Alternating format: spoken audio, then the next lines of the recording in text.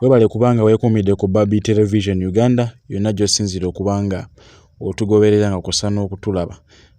Joel Ssennyonyi olunno nga ye mwogezi w'ekibiina kya National Unity Platform.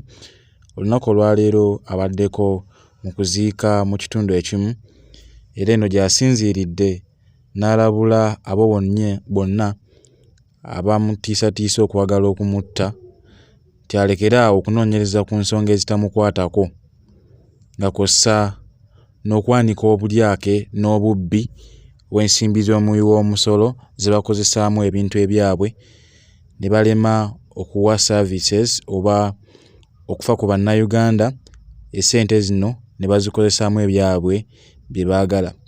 Asinzidde neera n'abategeeza nti yadde nga bamutiisatiisa ate bamuwa buwimaanyi kwongera kusimira ddala na kunoonyereza wa we bateeka ssente z'omuwi w'omusolo. Tugenda kuba tufuna obubaka buno n'oluvannyuma tukomewo nate tweyongereyo. Tulina enguudo eza koolaasi n'ezijjudde ebinnya obanga azannya omweso ova mu kannya kano n'ogwa mu kalala koolaasi Yesu bw'ali naye nga mufu ate nga ssente zibbibwa. Munnange tuli ggwanga eggagga ennyo. Muzungu yagamba n'okugamba nti eno Uganda pan of Africa. Alaba obugagga obuli mu ggwanga lyaffe buyitirivu naye ffe tuli wonoonye. Kakati kyobudolaba ffe tulina okulitereeza. Abaana baffe akuli mu ggwanga ebenyumirizaamu nga wagenda mu ddwaliro afuna obujjanjabi ng'enguudo ze tutambulirako nga nguudo nkole. Mwabisemba bwe timwagala koolaasi abe nga buli kakubo ke muyitamu nga koolaasi temukyagala ekyo. Bamutya okwogera kuba mulabye lutenanti. Munnange ne mikwano gyaffe abali maje abo nno bakyali baffe. Bakyali baffe tubonga nabo era twabayimbira n'akayimba afande sirwana naawe lwanirira ggwe. Nabo munnange ensonga zino zitwogera zibakwatako ate batujjukiza. Oluusi manyi tukwata kati ku Independence Day twategeka okusaba ku kitebe kyaffe awo ne bujjanga bukambwe ne butuyoola ne butukuba jje naye nga bututwala Ssennyonyi mulemereeko egamba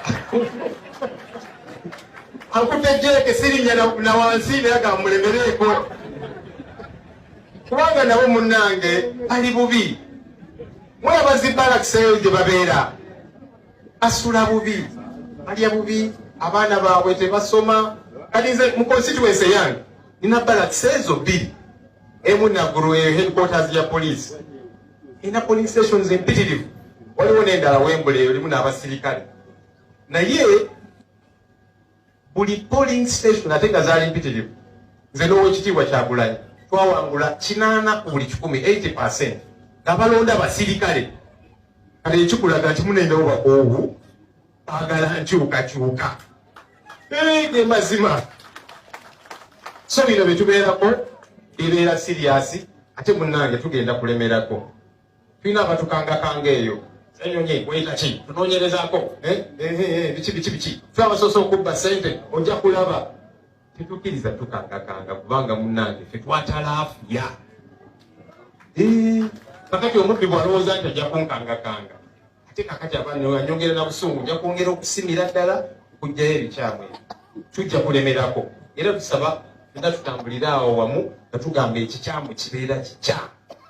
Honorable Joel Ssennyonyi y'omu ku abo ekibiina kya National Unity Platform bekyenyumirizaamu nnyo era ensonga lwaki yamukwasa omumuli gw'okubeera omwogezi w'ekibiina kyaffe ekyenkyukakyuka. Jjukira nti Honorable Joel Ssennyonyi ye chairman w'akakiiko ka Kosase akateeka gavumenti ya Museveni ku nninga gye buvuddeko ku nsaasaanya ya ssente eziva mu nnyonyi y'eggwanga oba giyite Uganda Airlines era ng'eno gye yasanga obubbi obweyolekedde mu bitongole bya gavumenti nga kw'ossa n'abo gavumenti be yakwasa obuvunaanyizibwa okulaba nga batambuza Uganda Airlines.